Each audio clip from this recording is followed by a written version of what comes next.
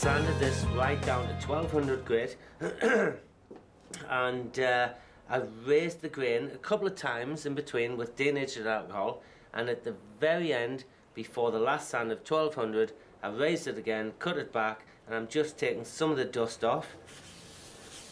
I don't mind the little bit of dust in the pores, that's going to fill slightly, we won't see it. And now I'm going to finish it exactly the same way as I did on the outside. I'm going to use the thinned down Zinsser's seal coat. This is my favourite part of the whole process, the sanding and finishing. I'm just watching that grain pop. We're going to give that 2 or 3 coats, make sure we get right down into the pores of the grain, especially on the end grain there. Don't be shy with this, get it right down into those pores. Notice I'm putting it on by hand in a circular motion, pushing it down. If I see it dry on the end grain, I go over that again. I need to feed that end grain, seal it so I get a nice even surface to put the teak oil onto. Wow, look at that brass pop, beautiful. This is just an awesome piece of wood. A lot of people don't like, or not that they don't like it, they don't care much for the finishing. For me, it's the best part. Just going to seal that rim again. It's got a nice radius on it.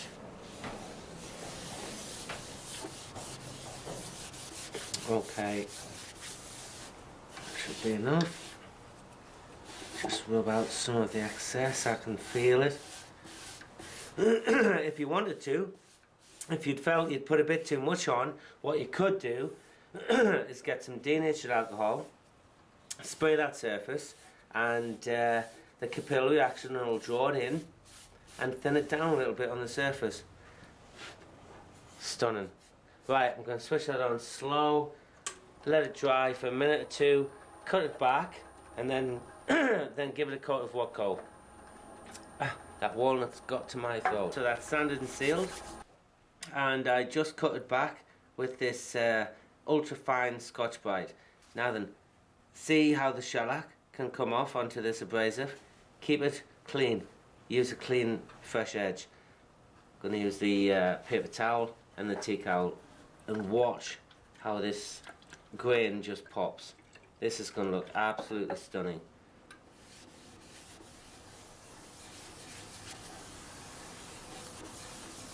Oh wow, beautiful, absolutely beautiful.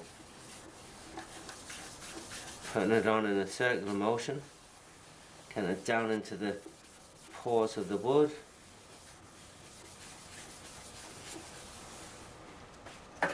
It's got some body to this oil, and it dries quite quickly.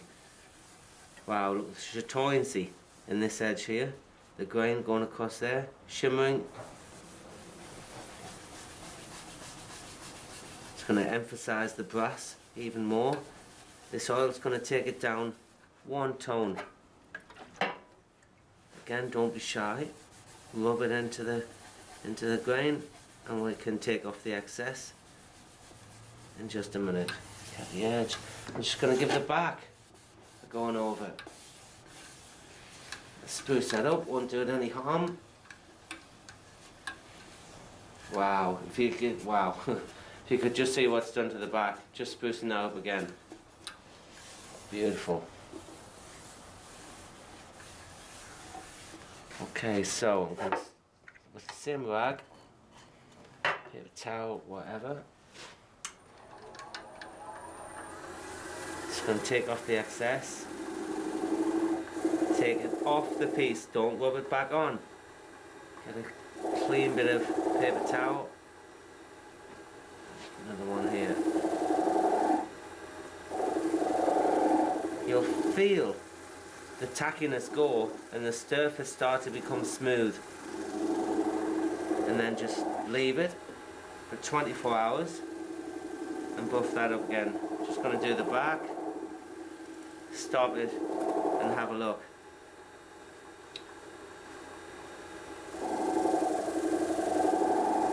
fabulous piece of wood. Okay. Voila. A few more coats of oil and the buffing up in between, and that's going to look absolutely stunning. So there you go, that's the inside finished. One last thing to do, and that's just to reshape the foot, and we'll come back to that very shortly. Okay, so just wiping that off. Absolutely fabulous piece of wood. Look at that grain. Okay, look at the back. Beautiful as well. Just the hints of brass around there. The foot, well, I'm going to come back and rework the foot. I'm probably going to hold this one on a vacuum chuck, and we're just going to ease that into there, round it off. This is a special little cut that I make. It just refines it, takes away the gripping point. Just it's attention to detail. Instead of leaving that ugly recess there, we're going to sort that out in just a short while. Absolutely gorgeous wood. So let's just recap. Recess, foot, it's approximately a third. This one's slightly smaller, but a third of the diameter. Beautiful ogee there, 50-50. That curve's reflected by that one. Little radius on the edge. When you give it to somebody, they won't feel the two sharp edges. Radius that. Soft curve into the middle. Again, when you give it to somebody, you want the thumbs to do this. Nobody will feel a flat, I promise you, nobody will feel a flat. Slight curve in the middle, give it to somebody, watch what they do. They'll feel the way into it.